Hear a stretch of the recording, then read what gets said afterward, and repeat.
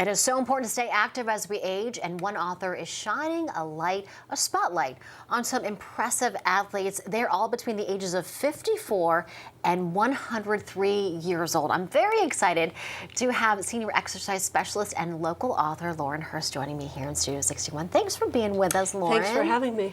I'm so excited to have you here. A lot to talk about. I do want to start with your book, though. 54 to 103 years old. That is incredible. Tell us how this all started. So it started back just from my own athletic career, particularly in my 30s. I noticed I was a competitive swimmer and track athlete, and I noticed that a lot of times the older athletes weren't getting as much hoopla as the younger athletes. So I wanted to, I started thinking about creating a book, and I saw it exactly how it ended up, with short stories and black and white photographs, and just featuring the lives and the stories of these athletes that I didn't think got the attention they deserved. How long did it take?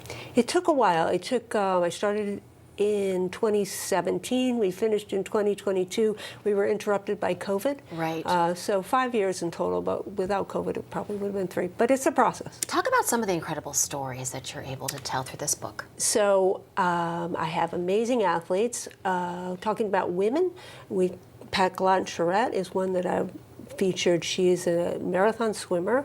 She is now in her 70s, but she had a life where she worked and she was raising kids, and she said one day she woke up and she realized that 30 years had gone by.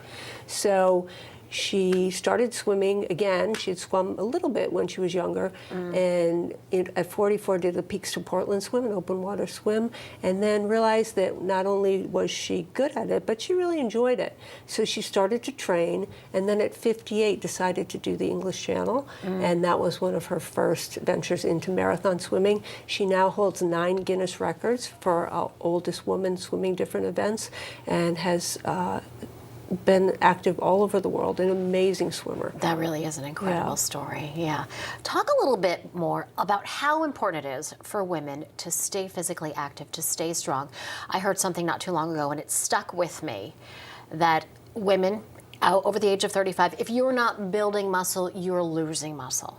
And that is just so important to keep in mind. That's very true. I think even with myself, we all want to do cardio. You know, it's cardio, cardio, cardio. But really, what's more important as you get older is the strength training, because you do lose muscle, and you need that muscle mass to age gracefully into your 70s, 80s, 90s. And it's a little bit of a shift, but you really have to think that strength training is equally, if not more important, to your quality of life. Absolutely. Now, sometimes women are a little bit intimidated, either at the gym or at home, to pick up weights. So what would you say, especially to maybe a woman who's never done weight training before, what would you say to have them start? I think it's a little bit tricky, because it can be intimidating to go into the gym. You know, it's a lot of younger people, and as an older woman, you might feel a little bit out of place. But one, I would say to get a trainer, or you really need, it's not rocket science, but you do need to know what you're doing. So if you can get a trainer, get a good program, and remember that you have as much right to be in the gym as anybody else. Right. So just set a program, set a time to do it, and stay consistent. Consistency, to me, is the key to success. And focusing on those muscles will take you so far as you continue to get old. Well, Lauren, thank you so much for being with us. It was such a pleasure to chat. Yeah, thank you for having me. I appreciate it.